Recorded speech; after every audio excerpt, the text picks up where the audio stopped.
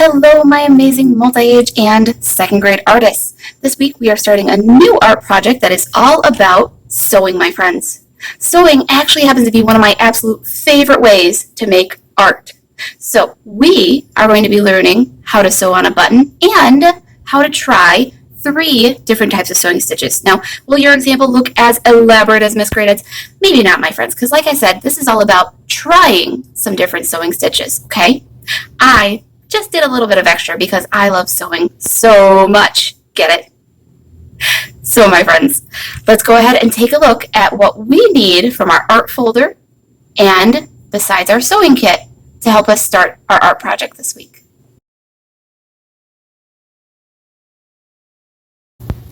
All right, artists, so as noted here, glue is optional. If you do not have a glue bottle, that is okay, but you might want to eventually glue the edges of your fabric that we're going to use. So what we need out of our art folder today, my friends, is our hand sewing and embroidery handout. Now, in every one of your folders, you have this handout that talks about our 3 different stitches and sewing a button, as well as what art supplies we are using. So we have scissors. Inside of your kit, you'll find a sewing needle. Traditionally, you use thread to sew, but we're going to be using yarn and burlap fabric. Now, I will warn you, artists, if you enjoy doing your art projects maybe on your bed, this is not the type of art project that you want to do on your bed. This burlap fabric can be kind of itchy. So please make sure when you open it up that you're on a desk or maybe somewhere else that you can easily clean up, all right? Now, it might be a little bit curled up just because of how I had to package it. You might need to maybe roll it the opposite way just to flatten it out a little bit first, my friends. Inside of your bag, you'll also find a button and a pipe cleaner today, my friends, and we're going to need that pipe cleaner to help us in a moment. So go ahead, take a look at your sewing needle, maybe even stretch out your yarn by grabbing the ends and unrolling it. If you pull just one piece at a time, my friends, it might get a little knotted. So you might want to just unroll it carefully first. Now our first goal today, my friends, is going to be sewing on a button. I like to put my button in the middle, but you can also put your button close to the top of your fabric as well. Now there is a small problem. These sewing needles that I bought for you, friends, I was able to get a bunch of them, but they don't fit through our button. If you see, they get stuck. And that's why you have that pipe cleaner there instead, my friends. That's going to help us sew our button today, okay? So go ahead and pick one of your pieces of yarn, whatever color you would like to use today. I think I'm going to pick light blue today. The very first thing we need to do with our yarn is tie a knot at the end. A knot will help stop it from the back side of the fabric. So I'm going to take one end and I'm going to loop it around my finger. Then I can slide it down, and all I need to do is tuck that little end inside of the loop before I pull. And there I've made a knot. If you want to, friends, you could even make a double knot. A double knot is where I repeat the same step again, and I tie it right on top of that first knot, but you don't have to do that. All right, now I'm going to go all the way to the other end of my yarn, and I'm going to put on my pipe cleaner today. Again, because our sewing needle is too big to fit through our holes, that's why we're going to use a pipe cleaner to sew our button. All I need to do is lay my other end of my yarn in the middle of my pipe cleaner and go ahead and bend my pipe cleaner. I want to try to make those 2 ends meet as close as possible today, my friends. And then I'm going to twist my pipe cleaner. This is kind of a makeshift sewing needle that we're making right now, my friends. I'm going to pinch it all the way to the very end of my yarn. And again, I'm twisting it to help make those 2 ends come together. And I've just made my own little sewing needle there, my friends. So here's my yarn. Again, I have a knot at one end. The other end, there's a little bit of a tail coming out of my makeshift sewing needle. That's important, my friends. Don't let the tail be really, really tiny because the tail might pop out then. Make sure that you have enough there. All right, time to do some sewing with our button, my friends. If you look at our handout, you can see there's different ways to sew on different buttons. Our button today, though, only has 2 holes, so we just need to do a side-to-side kind of stitch. Again, I like to start in the middle, but here's always the important part, my friends. Whenever you start sewing, you want to start from the back side of your fabric and push through to the front. And again, this might be a little difficult at first because our makeshift sewing needle, but just wiggle it around and then pull it on through. And that knot will go ahead and stop it from coming out. So if you take a look at the back, you can see the knot is on the back side of the fabric. Now I can go ahead and put my button on. I'll go ahead and push my makeshift sewing needle through. Again, it's going to be a tight squeeze, but you should be able to do it, my friends. And I'll line it up in the middle of my fabric. Now all I need to do, artist, is go through the other side of my buttonhole. It's okay if you want to lift your button up to do this off the fabric. I know some of my first-time friends, that might be the easiest way for you to do this. And then I'm going to line it up with my fabric again and go through one of those holes in my burlap with my sewing needle. Again, you might need to wiggle it a little bit to get it to go through. Be persistent though, my friends. Don't give up. All right? Once I have it through, I'm going to pull my yarn nice and tight all the way through my button to the back side. Again, I'm pulling nice and tight. There's no loose loops. And there we go, artists. I've now sewed on my button. On a normal button, especially one you're using for clothing, you would want to go back through that button, up through the back, into each hole a couple of times to really secure it on there, my friends. But because this is a decorative button, you only have to go through it once. Now here's one of the tough parts today, tying off the other end of our string or our yarn before we cut it. Here's how I like to do it, artists. I set my sewing needle down, I go to the end that is coming out of the other side of my button, and this is where I'll make my loop. And I can start on either side of my finger making my loop, but I need to keep that loop really tight against the fabric and then put my sewing needle through that loop that I just made. Again, I'm using both of my hands to do this because I got to keep that loop nice and tight there. Once I get to the end of my yarn, I'm going to push that knot down as I pull it tight. And again, if I want to, I can do a double knot. That means repeat those same steps to make sure that my knot is really secure and tight, my friends. That way I make sure my button does not come off.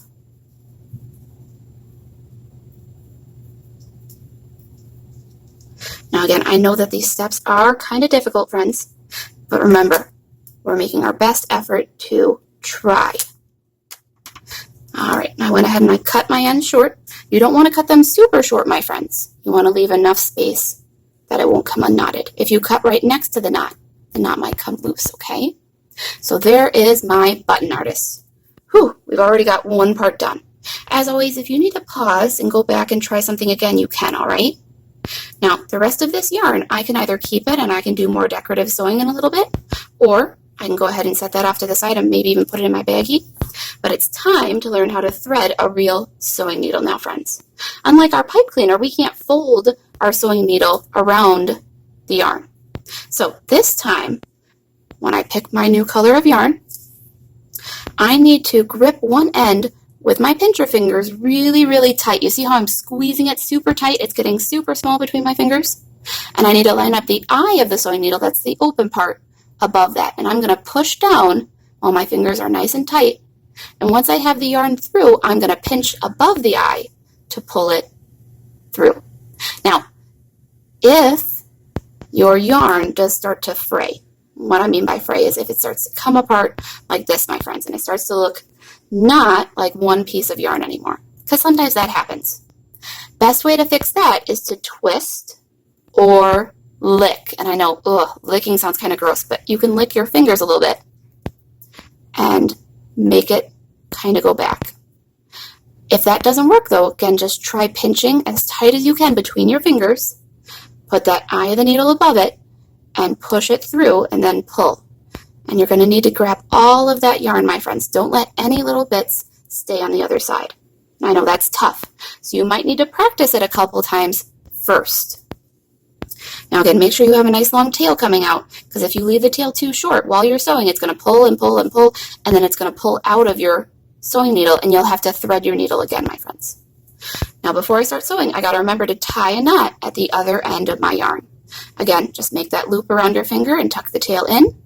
Again, if you want to make a double knot, you can do that same step again, my friends. And again, it's just a matter of looping around your finger, pulling the loop off, and then tucking the tail inside of it, okay?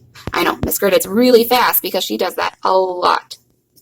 Time to learn a sewing stitch, friends. We're going to learn the easiest one first today, and that is called a running stitch.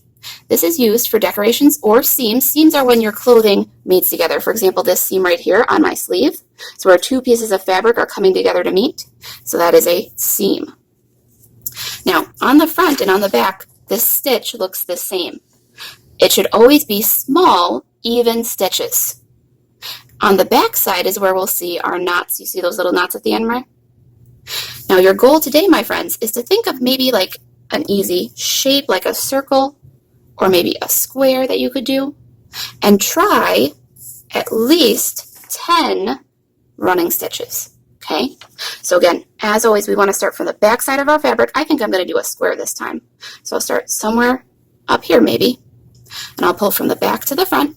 It's important I'm pitching my yarn as I pull through, that way it doesn't come out. And again, I want to make small stitches, not really big ones, small stitches as I go. So I'll go down, and then I'll skip a little bit. I'll go over, and they should be kind of even, that spacing there. That stitch should be about the same size as that gap. Then I'll do another stitch, again, about the same size. It's okay if they're not perfectly the same, right? And then I'll go from the back up. And I'm going to do one more stitch, my friends, and then I'm going to show you what the back side looks like right now. Then the back and the front should look pretty similar. It's just that our knot should be on the back side. So there's the front. I've got 3 stitches so far. Here's what the back looks like. Again, you see the knot with its little tail and 2 stitches on the back. So again, our goal is about 10 stitches. I've only done 3, so I keep going. Maybe I'll turn my corner now this time if I'm making a shape, and I'll start making the other side of my square. Going down, up with my sewing needle.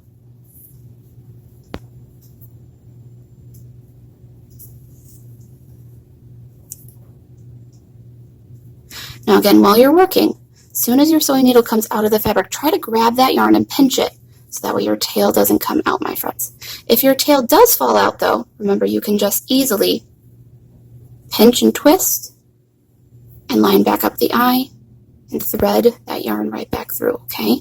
Again, if you need to practice that a couple times, that's okay. Just don't get frustrated. If you need to walk away for a minute, calm down, whatever you need to do. So I'm going to keep going around. I'm going to turn another corner right now on my square. It's kind of like drawing a line, my friends, but instead of drawing a line, I'm sewing a line. So this would be our dashed line that we use.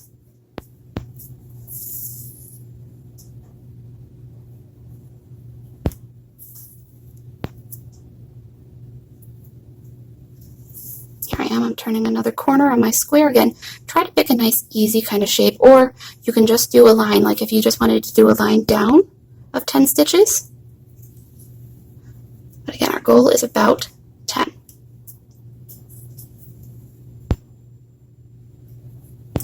Maybe I might even end up lining up right back on that corner where I started. Look at that.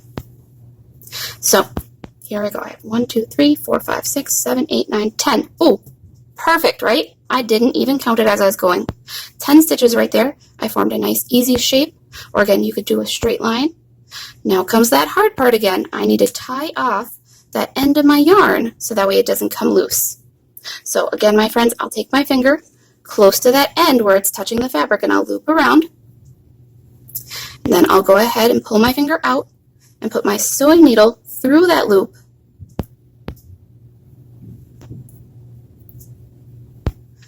Once it starts to get close, I want to keep my finger on top of that and push down as I pull my yarn. I even sometimes push the knot down as I go. Again, if you want to try a second or double knot, you can. You don't have to. I just like to do a double knot just to make sure that my yarn does not come back out. Again, when I cut, I don't want to cut super close to the knot. I want to leave a little bit of space. So here's the front side of my fabric right now. I've done my button and my running stitch, at least 10 stitches. You can do more. And here's what the back side looks like, my friends. There's 2 knots from my button and 2 knots from my running stitch. Now, if you'd like to practice your running stitch a little bit more, my friends, like I said, you can do just lines on your fabric as well in some places. But please don't use any more than those 2 pieces of yarn that you've used today. Leave the other 3 pieces that you have in your bag for our other 2 stitches that we're going to learn next week. Next week, I'm going to teach you about a back stitch and a cross stitch as well, artists. So for right now, I'm going to go ahead and put all of my stuff back into my bag, except for my fabric today, friends. And here's why. Again, you remember that glue, that's an optional step. If you notice, some of the edges on your fabric kind of like to come apart. If you would like to stop that from happening, my friends, all you need to do is put a line of glue around the edge of your fabric. So again, this is an optional step. You don't have to do this step if you don't want to, or if you don't have glue. But if you want to make sure that your fabric doesn't come undone, all I need to do is a line. So I'll go right across the front part of my fabric. You can even kind of follow that grid that the fabric creates to help you draw your straight lines, friends. Now, if you do decide to glue, you're going to need to leave your fabric out overnight to dry. That way, next week, it will be good to go for us to continue learning to sew together. So, for this week, my friends, I hope you had some fun doing some stitching and sewing a button. There is some homework in Seesaw, my friends. In Seesaw, there's going to be a question asking you to name 5 different things that have sewing on them. Now, I want you to think about your everyday life, from the clothing you wear to the backpacks you bring to school, maybe the seats in your car, or the balls that you play with for sports like baseballs and footballs. All of those different things, my friends, have sewing and stitching on them. I want to challenge you to try and name 5 different things. And if you get stuck, my friends, there are some hints on the second page of your Seesaw template. But you can show me either pictures of those things, you can type the words, or you can do a voice recording to tell me about different things that have sewing on them, my friends. For now, I'm going to go ahead and say my BYE, and as always, have fun creating, my friends.